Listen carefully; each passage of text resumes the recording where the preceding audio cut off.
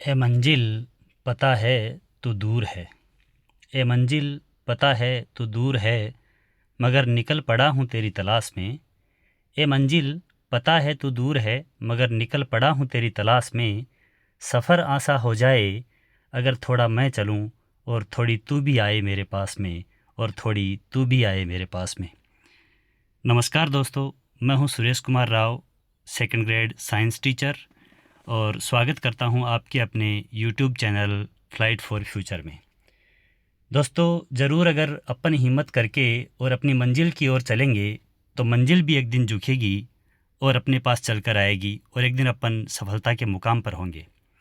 चलिए, इन्हीं उम्मीदों, इन्हीं उमंगों के साथ और अपना सफ़र जारी करते हैं, फिर से शुरू करते हैं।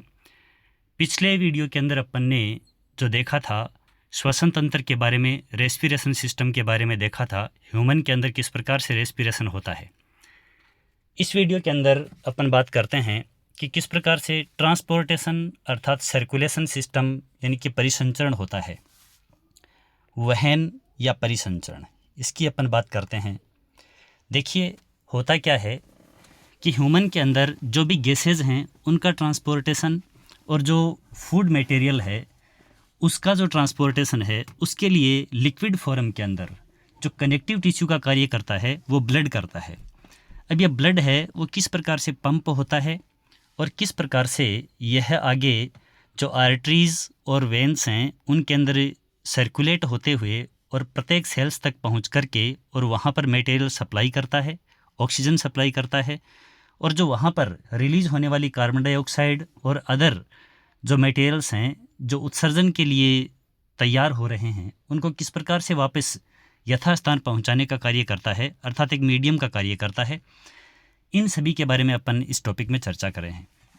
देखिएगा, वहन यानी कि ट्रांसपोर्टेशन, जिसको अपन कह सकते हैं सर्कुलेशन की प्रक्रिया यानी परिसंचरण, क्या है। तो देखिए, सजीवों में पोषण पदार्थ यानी जितने भी न्यूट्रिएंट्स हैं, गैसेज हैं, ऑक्सीजन और कार्बन डाइऑक्साइड हैं, और जितने भी अपशिष्ट जो शरीर के अंदर बन रहे हैं, यूरिया वगैरह हैं, जो भी अपशिष्ट पदार्थ हैं जिनको थ्रू आउट अपन यूरिन एग्जिट करेंगे, तो उन सभी के अंदर ये सभी संपूर्ण शरीर के अंदर, होल बॉडी के अंदर सर्कुलेट होने की जो प्रक्रिया है वो क्या कहलाती है, वहन या परिसंचरण कहलाती है। अब ह्यूमन बॉडी के अंदर जो ये सर्कुलेशन सिस्टम है वो किस प्रकार से कार्य करता है, किस प्रकार से संपन्न होता है, तो देखिएगा कि मानव परिसंचरण की प्रक्रिया के अंदर शामिल अंग मिलकर के और एक जटिल तंत्र यानी एक कॉम्प्लिकेटेड सिस्टम बनाएंगे। ठीक है, तो परिसंचरण यानी कि सर्कुलेशन सिस्टम जो है उसका यहाँ पर अलग अलग ऑर्गन्स मिलकर के और निर्माण करेंगे, फॉर्मेशन करेंगे।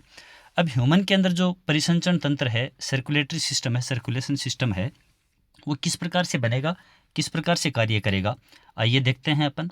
मुख्य रूप से 3 पार्ट हैं, ये यहाँ पर वर्क करते हैं। सबसे पहले हार्ट, हृदय, ये क्या करता है, ब्लड के लिए एक पंपिंग स्टेशन की तरह कार्य करता है, अर्थात रुधिर को पंप करने का कार्य करता है।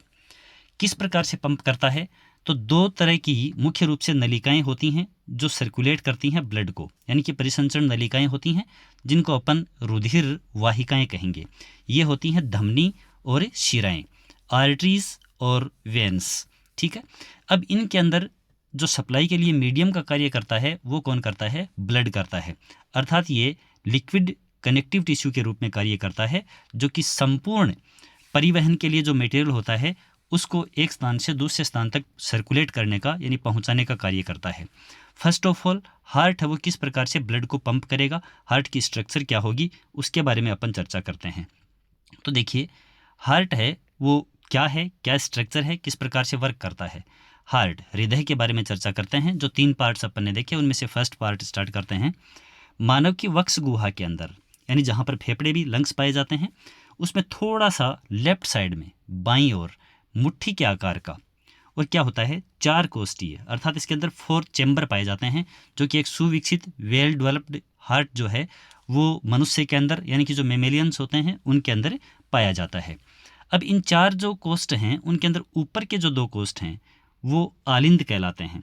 ठीक है, तो ऊपर आलिंद और नीचे 2 कोष्ठ जो हैं वो क्या कहलाएंगे, नीलय कहलाएंगे। ठीक है, वेंट्रिकल्स कहलाएंगे। तो सीधा सीधा आराम से याद रह जाएगा, कहीं कोई कन्फ्यूजन की स्थिति नहीं है। नीचे नीलय एकदम से कनेक्ट हो रहा है और ऊपर आलिंद।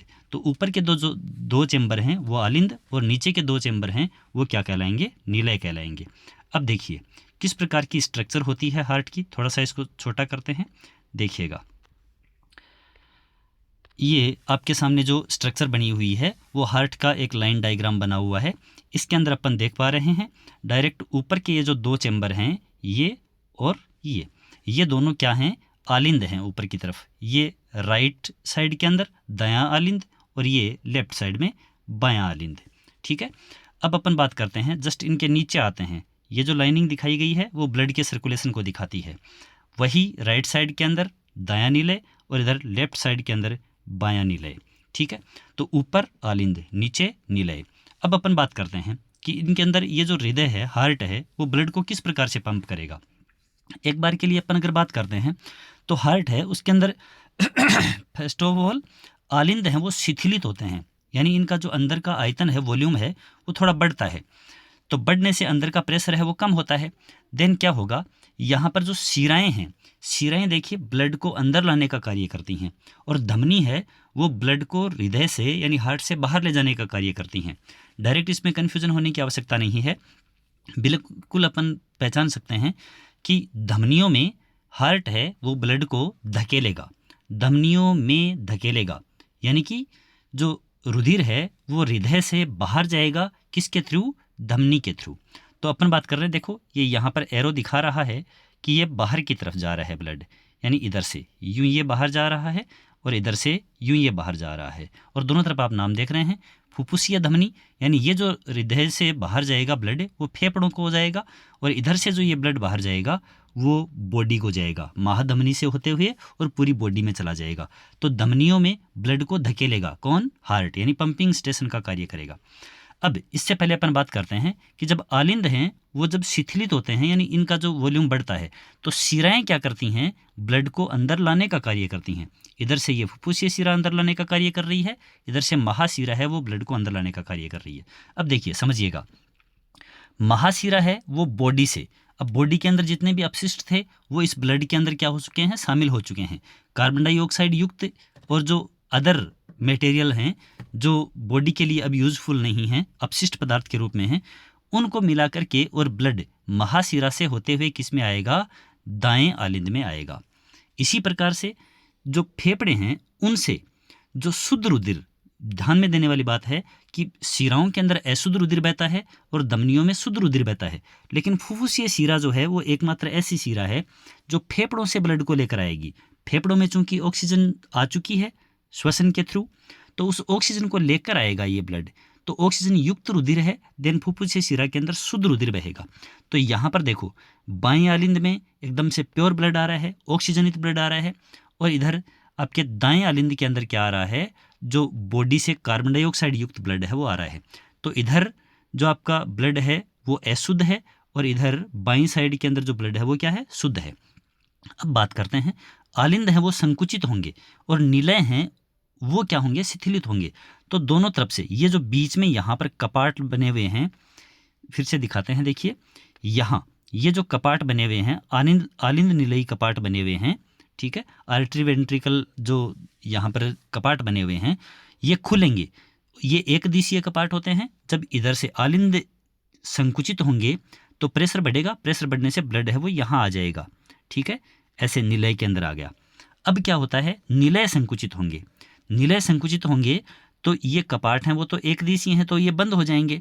अब ब्लड कहाँ जाएगा, जो दाएं आलिंद के अंदर अशुद्ध रुधिर है जो इधर से महाशिरा से होते हुए आया था वो अशुद्ध रुधिर यहाँ आएगा दाएं निलय में। दाएं निलय से ये जब कपाट बंद हो जाएंगे तो ये ब्लड यहाँ से इधर से बाहर निकलेगा, ये फुफ्फुसीय धमनी से होते हुए बाहर निकलेगा। तो फुफ्फुसीय धमनी के अंदर कौन सा ब्लड निकल रहा है, अशुद्ध ब्लड निकल रहा है, और ये कहाँ जाएगा, फेफड़ों में। फेफड़ों में जाकर के ये शुद्ध होगा, शुद्ध होकर के वापस यही फुफ्फुसीय शिरा के द्वारा इधर आएगा, यहाँ आ गया। इसके बाद में चूंकि अपन आलिंद संकुचन और निलय के शिथिलन की बात कर रहे थे तो यहाँ पर ब्लड आ चुका।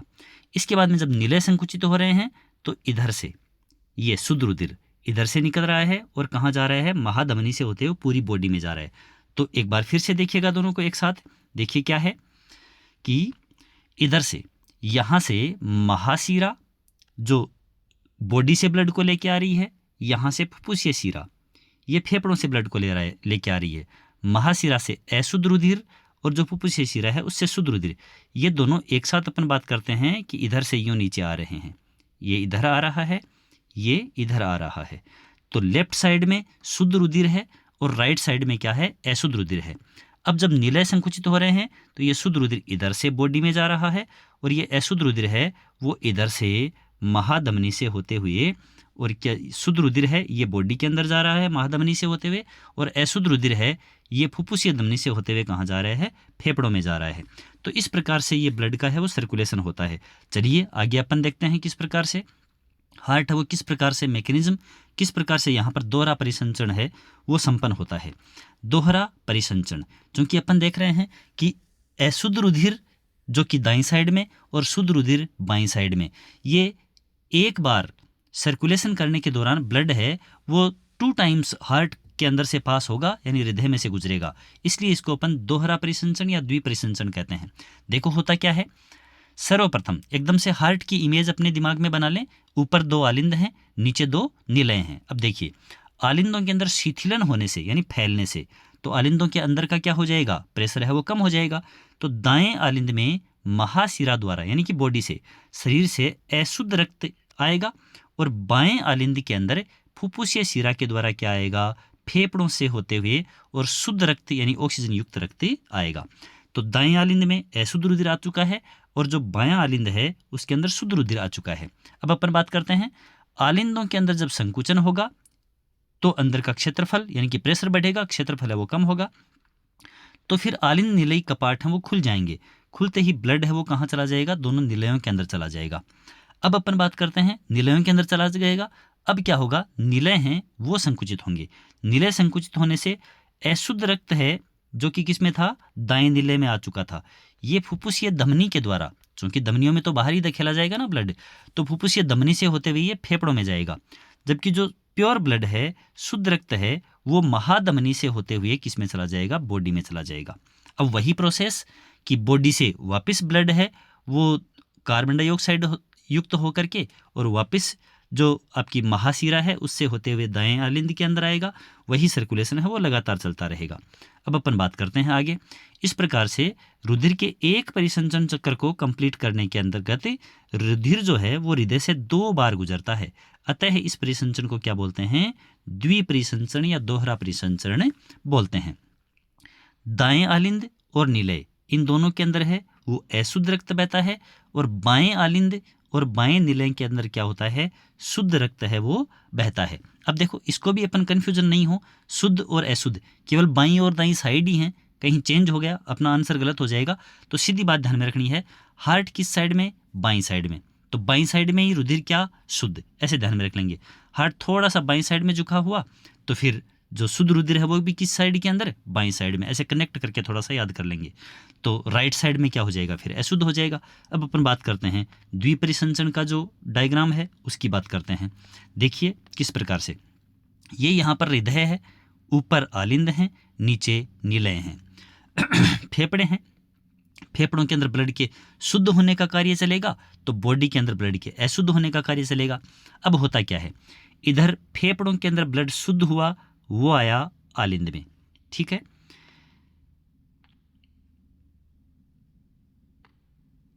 अब अपन बात करते हैं यहां ये जो शुद्ध हुआ वो आया किसके अंदर, बाएं आलिंद में। इधर से अशुद्ध ब्लड है वो क्या आया, दाएं आलिंद के अंदर। इस प्रकार से आ गया। अब आलिंदों में से ब्लड कहाँ जा रहा है, निलय में, तो इधर ये निलय के अंदर चला गया। तो ये जो आपकी राइट साइड है उसके अंदर तो अशुद्ध रुधिर है और ये जो लेफ्ट साइड है इसके अंदर क्या है, शुद्ध रुधिर है। अब आगे क्या हो रहा है, आगे ये प्रक्रिया इस प्रकार से संपन्न हो रही है कि जो यहाँ से निलय से ब्लड है वो जा रहा है, इधर से अशुद्ध ब्लड फेफड़ों में चला गया और इधर जो आपका बायां निलय था, बाएं निलय से और इधर से इस वेन से होते हुए देखिए ये आ गया आपका महाधमनी से होते हुए बॉडी के अंदर आ गया। तो इस प्रकार से ब्लड देखो, यहाँ से अपन बात करते हैं प्योर ब्लड की। देखिएगा फिर से, प्योर ब्लड है वो यहाँ से चला, फेफड़ों से चला और यहाँ आया, किसमें, बाएं आलिंद में। बाएं आलिंद से किस में गया, बाएं निलय में। एक सर्कुलेशन की बात करते हैं पूरी, बाएं निलय में, बाएं निलय से चला महाधमनी में, महाधमनी से होते हुए कहाँ गया, बॉडी में। अब बॉडी के अंदर क्या मिल गई, कार्बन डाइऑक्साइड, यानी कि ये अशुद्ध हो गया। अब क्या चल रहा है, अशुद्ध रुधिर। देखिएगा अशुद्ध रुधिर की बात करते हैं। अशुद्ध रुधिर है वो यहाँ से चला बॉडी से, और बॉडी से चलकर कहाँ गया, दाएं आलिंद के अंदर। दाएं आलिंद से कहाँ आया, दाएं नीले में। दाएं नीले से वापस प्रेशर बढ़ा तो ये इधर ऊपर की तरफ चढ़ रहा है, कहाँ गया, फेफड़ों में। फेफड़ों में जाकर फिर से प्योर हो जाएगा। तो देखिए फेफड़ों से चला हुआ रुधिर एक बार हृदय के अंदर आया, इधर से होकर के एक बार, फिर वापस बाहर निकला, इधर गया, इधर जाकर के वापस यूं आ रहा है और यहाँ वापस ऊपर जा रहा है। तो एक सर्कुलेशन फेफड़े से फेफड़े तक जब कंप्लीट हुआ तो 2 बार ये हार्ट में से गुजरा। इस प्रकार से ये क्या होता है, द्विपरिसंचरण की प्रक्रिया है वो कंप्लीट होती है। उम्मीद करता हूँ आपको द्विपरिसंचरण तंत्र है वो बहुत अच्छी तरह से समझ में आया होगा। आगे देखिएगा, बात करते हैं अपन कि हृदय के द्वारा ये जो पंपिंग स्टेशन का कार्य किया जा रहा है ये किस प्रकार से धमनी और शिराओं के अंदर ब्लड है उसको सर्कुलेट करता है।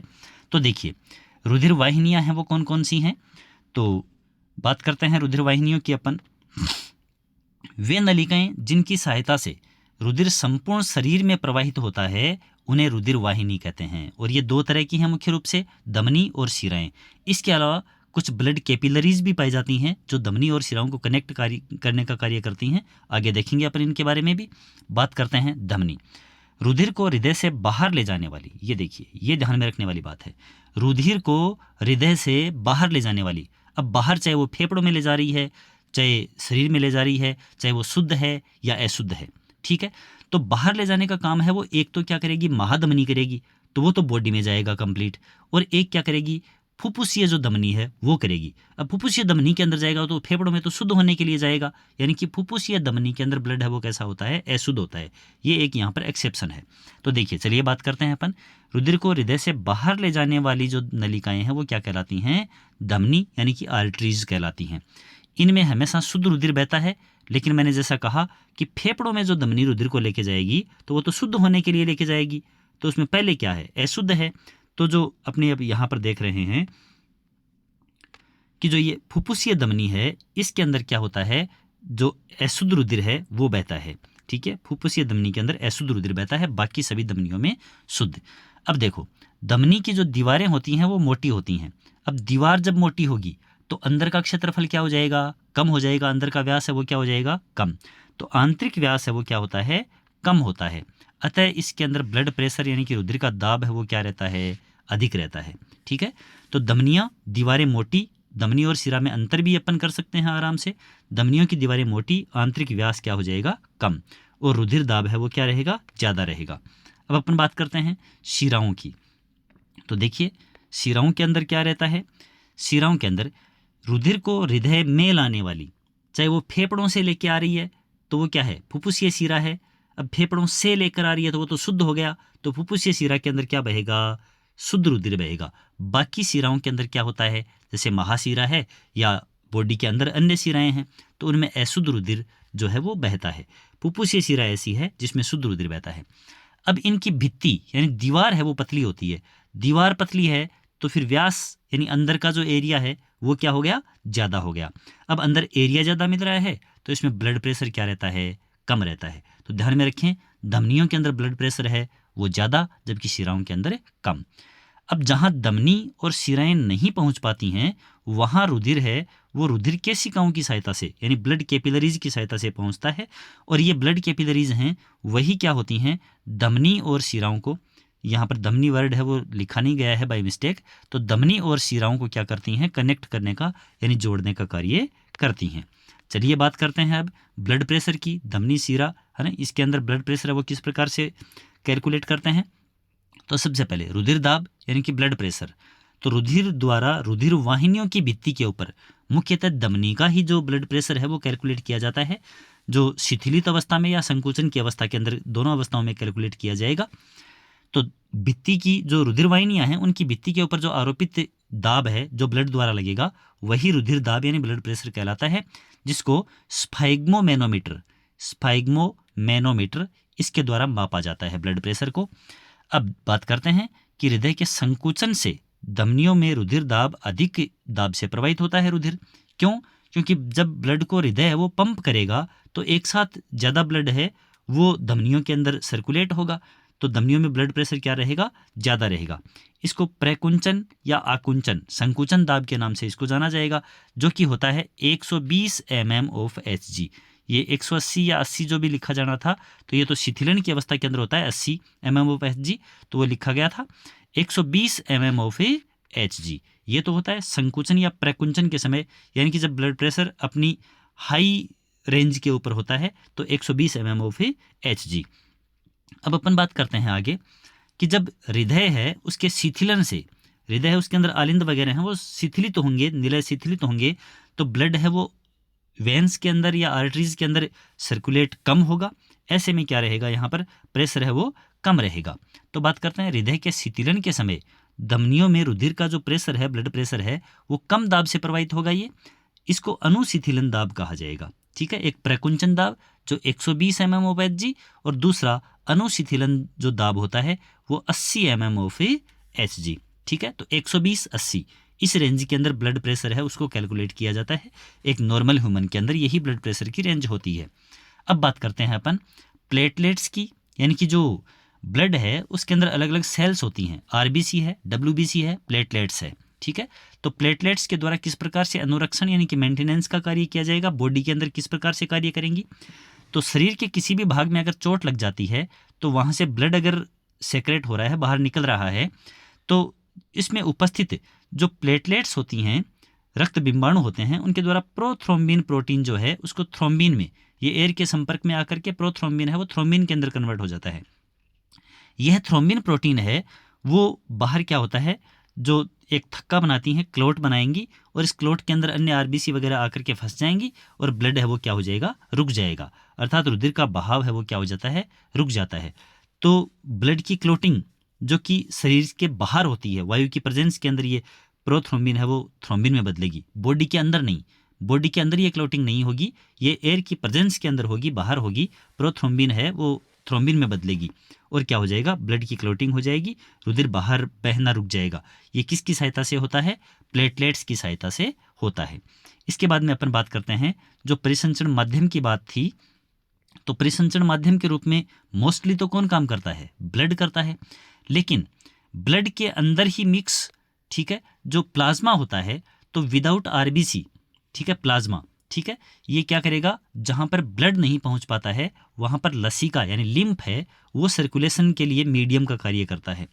देखिए, परिसंचरण माध्यम के रूप में तरल संयोजी उत्तक है वो रुधिर होता है, लेकिन और इसमें क्या होता है, हीमोग्लोबिन वर्णक होता है, इसकी सहायता से ऑक्सीजन और कार्बन डाइऑक्साइड और अन्य जो खाद्य पदार्थ हैं वो सर्कुलेट होते हैं। अब बात करते हैं, लसिका भी रुधिर के समान ही क्या करता है, परिसंचरण माध्यम का कार्य करने वाला एक तरल पदार्थ है जिसमें केवल रंगहीन प्लाज्मा होता है। देखिए, ब्लड के अंदर प्लाज्मा के साथ में उसमें क्या होता है, RBC, WBC, प्लेटलेट्स ये सब होती हैं, लेकिन यहाँ पर क्या होता है, प्लाज्मा पाया जाता है और इसी की सहायता से जो अपने खाद्य पदार्थ या गैसेस वगैरह होती हैं वो सेल्स तक पहुँचती हैं जहाँ पर ब्लड नहीं पहुँचता है वहाँ। तो ये बात हुई ह्यूमन के अंदर सर्कुलेशन सिस्टम की, किस प्रकार से ब्लड कार्य करता है, किस प्रकार से धमनियाँ और शिराएँ पाई जाती हैं, ब्लड कैपिलरीज पाई जाती हैं, हार्ट है वो किस प्रकार से वर्क करता है और किस प्रकार से ये पूरा का पूरा सर्कुलेशन सिस्टम वर्क करता है। अब एक छोटी सी जानकारी कि मछलियाँ जो होती हैं, फिशेज, उनके अंदर हृदय है वो द्विकोष्ठीय होता है, यानी जैसे मनुष्य में अपन में मानव में पढ़ा कि 4 कोष्ठीय हृदय होता है, जबकि मछलियों के अंदर क्या होता है, द्विकोष्ठीय ही होता है। जबकि उभयचर, एम्फीबियंस और जो सरीसृप यानी रेप्टाइल्स होते हैं उनके अंदर त्रिकोष्ठीय हृदय है वो पाया जाता है। तो ये एक सामान्य सी जानकारी है, पूछा जा सकता है। इसके बाद में एवीज एंड मेमिलियंस के अंदर अपन आते हैं, यानी पक्षी वर्ग और जो मेमिलियंस होते हैं उनके अंदर, तो पक्षी वर्ग के अंदर आभासी 4 कोष्ठीय हार्ट है वो पाया जाता है, जबकि मेमिलियंस के अंदर क्या होता है, संपूर्ण रूप से 4 कोष्ठीय सुविकसित हृदय है वो पाया जाता है। ठीक है, तो ये था अपना वहन यानी कि परिसंचरण तंत्र अर्थात ट्रांसपोर्टेशन सिस्टम या सर्कुलेशन सिस्टम। उम्मीद करता हूँ वीडियो आपको बहुत ही पसंद आएगा। वीडियो अगर पसंद आए तो आप इस चैनल को सपोर्ट करें, वीडियो को लाइक करें, चैनल को शेयर करें, सब्सक्राइब करें और अपने दोस्तों को भी बताएं और इस मुहिम को और आगे बढ़ाने में अपना अमूल्य योगदान दें। चैनल के ऊपर बने रहने के लिए आपका बहुत बहुत धन्यवाद, शुक्रिया।